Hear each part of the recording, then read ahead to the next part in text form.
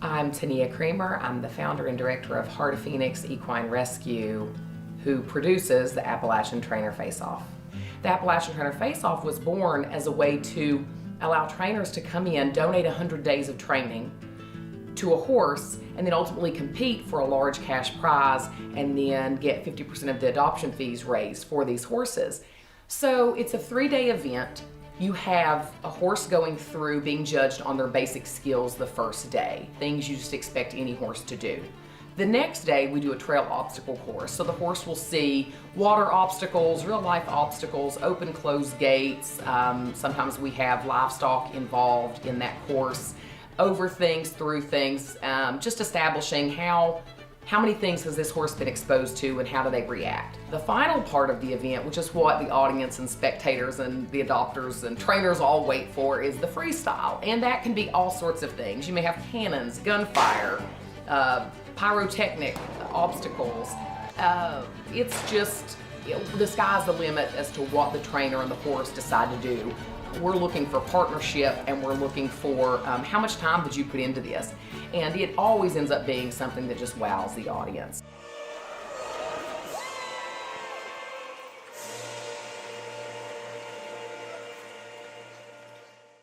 So we have an amateur division that allows for a younger competitor to be involved. It allows for qualified individuals that maybe do not have a large client base yet, and they're not making their primary income possibly from horse training, but they're headed there. Then we have the professional division, and these are folks who have been doing this a long time. They have a large client base. They probably have a large social media presence. They have experience potentially with feral horses and unhandled horses, so they are able to step in, compete in this event, and take on some of the more challenging horses. We also have a third non-competitive division called showcasing. So if you're a trainer that says, I'm just not into competing, you can still showcase a horse, bring the horse to the event, go through the whole social media event, and then not compete, but the horse is here, adoptable, and goes through the adoption auction. A horse without training is not a rehomable horse. The Appalachian Trainer Face Off existing is the primary way these horses end up with a home. We just saw adoption fees, multiple adoption fees this year at the auction of over $12,000. I remember a decade ago finding it impossible to convince anyone that a rescued horse was worth anything.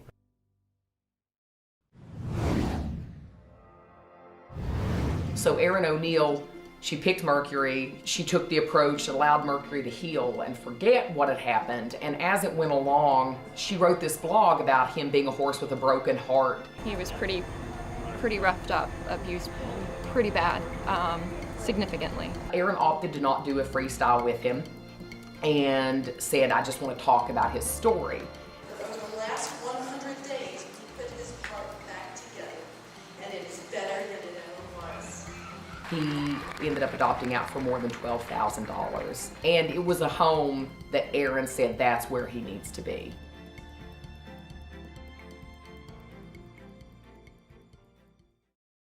So Troubadour came from the poorest county in America, McDowell County, West Virginia. He was a little colt tied in this barn in mud and nails and just a horrible situation. We were afraid he was not going to be there, and if they had moved him in that county, we would never have been able to find him. But fortunately, he was still there, skin and bones, emaciated little colt. We thought about letting him go in the ATFO for 2019, and we held him a whole year so that he could grow and just be healthy enough. Laura Thunderberg, she said, if he's in next year, I hope I get to pick him. And we pulled Laura's name, and Troubadour was still available, and she was like, yes, I've been waiting a year for this. He was a blank slate. He was a neglect case, but had zero training. So I was able to just bring him along without any abuse or baggage or anything, and he's so willing and so kind, and he likes people. So it was great to see her be able to be the trainer that took him through those 100 days. Chip is unusual because we take a lot of horses from Ohio, but it's very rare that locally the counties that border West Virginia sees horses. If you see Chip now, to believe that that horse could ever have been skeletal, it almost defies logic. He was by far the most challenging horse I've had in my career of training. This was a horse that, based on how his life had gone, should have ended up in a truck headed to an auction and probably to Mexico to be slaughtered. He was a handful. I mean, that same ring is the ring that I had to corral him in to get him on the trailer, and I'm riding him in it. So watching him with Michelle, she really took an approach that we could appreciate knowing him as well as we did, and ultimately he was adopted and lives a mile down from the rescue. It was the first day. I thought maybe we'd hit day 3 and everyone would want Chip and I would just take him home and call it a day, but he'll be gone. He has an adoption, so. We had an instance with Randy and Zazu. They won the 2020 ATFO professional division. That horse took us 2 weeks to round up his feral herd. He had a herd, he was a lead stallion, he was totally untouchable, and at the end, for his freestyle, he rides Zazu bareback, bridleless.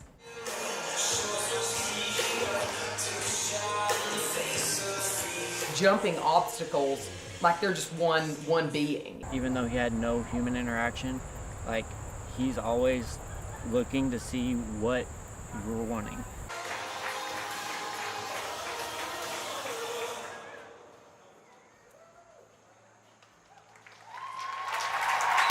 It was the most beautiful thing I had ever seen. He's a very willing horse, and he's always ready to work. He never says no, which is awesome. I did this to help him, and I think that if he finds a good home, he'll make whoever buys him happy. I think that the format of the Appalachian Trainer Face Off works really well to increase awareness for adoption because people get excited about it. It makes more people want to adopt. It's also an amazing fundraiser. Ultimately, I think that the Appalachian Trainer Face Off could become a national competition for adoptable rescued horses to find homes. I'd like to see it become a collaborative between multiple good organizations where we host regional competitions and then we have a national competition. So I'm going to tell trainers that are interested, put the application in. Let us consider it. The more trainers that decide to get involved, the more people who apply and adopt, the more lives we save.